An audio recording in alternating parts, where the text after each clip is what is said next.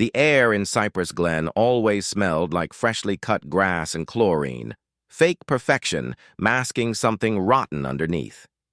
Terron had lived here for years, but lately, even the sunlight felt heavy. People waved politely, smiled too wide, and whispered the moment doors closed. That's what living under an HOA like Evelyn Strafford's did to a neighborhood, turned neighbors into silent soldiers afraid to step out of line. Evelyn wasn't just the HOA president. She was the law here. Perfect hair, manicured lawn, and an icy smile sharp enough to cut through any complaint. When she talked, people listened. When she judged, they obeyed. But lately, the lake at the center of Cypress Glen, once its pride, had turned murky, the water smelling faintly of chemicals. Pets got sick, fish floated up near the docks, and the HOA, silent. One night, Terron's dog Scout started coughing again. He'd been drinking from the lake. That was the moment Terron decided to stop pretending everything was fine. The next morning, he stood at the community meeting, voice steady but eyes burning. "Something's wrong with the water," he said. "We need to test it." Evelyn's smile didn't falter. "Mr. Terron, the HOA has already handled it. The water's perfectly safe." But her tone was too smooth, too rehearsed. And in that moment, Terron knew she was lying. Days turned into weeks. More neighbors whispered about their pets, about the strange smell, about rashes and nausea. Still, Evelyn waved them away, insisting the HOA report cleared everything. Yet no one had ever seen that report. Then came Ruth Ann, a quiet woman who lived near the docks, kept to herself. Her son had gotten sick too. She didn't talk much, but her eyes told stories words couldn't. One evening, she found Terron testing the water with a small kit he bought online. She didn't say anything, just handed him a flashlight. From that night, they stopped being strangers. When the results came back, Terron's stomach dropped. Lead, high levels of it. The lake wasn't just polluted, it was poisoned. Someone was dumping waste nearby. He brought the evidence to the HOA board, his voice shaking with anger. Evelyn glanced at the papers and sighed. "You're overreacting, Mr. Terron. This meeting is adjourned." Her tone wasn't fear, it was arrogance. That's when he realized this wasn't negligence. It was cover-up. Within days, Evelyn had him fined for yard violations, then for improper garbage placement. The messages were clear: stay quiet or pay. Neighbors who once waved now looked away. People he'd known for years stopped answering his calls. Silence spread faster than truth. Ruth Ann, though, refused to back down. "They think they can scare us?" she whispered one night standing near the water. "They poisoned our homes. Our children." Her hands trembled, not from fear, but rage. One morning, Terron found a letter taped to his door. Final HOA warning: non-compliance will result in legal action. He stared at it, heart pounding, realizing how deep Evelyn's control ran. It wasn't about lawns or rules. It was power, plain and simple. That evening, he walked to the lake again. Scout trotted beside him, tail low. The water glistened under the moonlight, looking calm, harmless, beautiful even. Evil doesn't always look like chaos. Sometimes it hides behind reflections. He threw a pebble in, watching ripples distort the surface. "We can't let her win, boy," he murmured. "Not this time." The next week, everything exploded. Ruth Ann had sent anonymous photos to the local paper, truck tire tracks near the HOA maintenance shed, barrels marked restricted. When the article went live, Cypress Glen's perfect image shattered overnight. Residents demanded answers. Cameras showed up. Reporters swarmed the gates. Evelyn appeared on local news, smiling coldly, denying everything. "This community is built on trust and safety," she said, her voice calm. "False accusations damage everyone." But the cracks were showing. Online, people began digging. Evelyn's husband had contracts with a waste management company. A coincidence? Not likely. Terron watched the broadcast from his living room, fists clenched. "She's lying," he muttered. "Right to their faces." Ruth Ann's reply came quietly, like thunder before a storm. "Then let's give them something she can't deny." Together, they contacted an environmental officer, off the record. He agreed to run proper tests. A week later, the results came back. Illegal waste dumping confirmed. Ruth Ann's hands shook as she read the report. "She's finished," she whispered. But the next morning, someone slashed Terron's tires. His mailbox was smashed. A rock crashed through his window with a note. "Stop digging or you'll regret it." He looked outside. Evelyn's porch light was on, her silhouette visible through the blinds. Watching. Fear gripped him, but something deeper burned beneath it. Defiance. He drove to the sheriff's office the next day, report in hand, ready to expose everything. But by the time investigators arrived at the HOA shed, the barrels were gone. The ground freshly raked. No evidence. Evelyn smiled during questioning, her tone dripping with innocence. "You see? Nothing to hide." Terron felt helpless. The truth was slipping through his fingers. That night, he sat on his porch, Scout lying at his feet, the silence heavier than ever. Ruth Ann joined him, holding 2 mugs of coffee. "Do you ever think this place was cursed from the start?" she asked softly. He shook his head.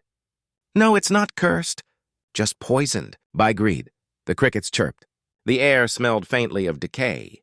Somewhere across the street, a porch light flickered, the neighborhood's pulse, dim but alive. Ruth Ann placed a small USB drive on the table. "Footage," she said. "Security camera from my backyard. You'll want to see this." Terron opened his laptop. The footage played. Grainy, dark, but clear enough. 2 men unloading barrels behind the maintenance shed. One of them Evelyn's husband. His breath caught. "We've got them." But neither of them noticed the car idling across the street, headlights off, someone watching from inside. That night, Terron's power went out. The neighborhood plunged into darkness. Then came the sound. A car door slamming, footsteps crunching on gravel. Scout growled, ears up. Terron grabbed his phone, flashlight on. A shadow moved near his porch. "Who's there?" he called. No answer. Just the creak of his front gate opening. For a moment, everything stood still. Then the glass shattered, rocks thrown through his window. One of them carried a note. "Stop." He ran outside, but whoever it was had vanished. Only the hum of cicadas remained. Ruth Ann's voice echoed in his head. "They think they can scare us." He picked up the rock and stared at it, his reflection distorted in its surface. "They'll wish they hadn't tried," he whispered. By dawn, news vans were back at the gate. The county announced an official investigation into the HOA. Evelyn's picture was everywhere. Once the face of perfection, now the face of suspicion. But for Terron and Ruth Ann, it wasn't victory yet. Not until the lake, the truth, and the people of Cypress Glen were free again, and deep down, Terron knew the real war had just begun. Morning came heavy and gray. The once spotless lawns of Cypress Glen now looked like a battlefield of gossip and fear. Cars crept slower, windows stayed closed, and Evelyn Strafford's perfect smile was nowhere to be seen. For the first time, people were whispering her name not with admiration, but disgust. Terron sat at his kitchen table, the USB drive still in his hand. He hadn't slept. Every creak of the house, every flicker of a light outside made him tense. He'd sent a copy of the footage to the local reporter just in case. If something happened to him, the truth would still get out. Ruth Ann called around noon. "They know, Terron," she said, voice low. "Someone tried to break into my shed last night." He tightened his grip on the phone. "Stay inside. Lock everything." There was a pause. Then she said something that stuck with him. "You can't silence the truth forever." By the end of the week, sheriff's cars were parked outside Evelyn's house. Cameras flashed.